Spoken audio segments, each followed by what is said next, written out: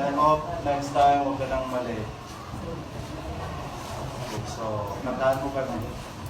Sari-saring problema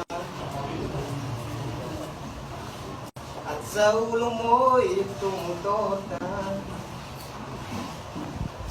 lahat maalos ng paraan. Sinubok mo, muling tinubukan. Ba't di ka tumawa? Tumawa ka.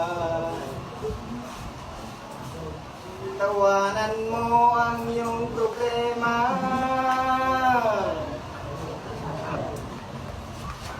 Di mo dapat pilitin. At huwag mong masyadong isipin. Libangin mo ang iyong sarili. Tawanan mo ang iyong problema. Tumawa ka.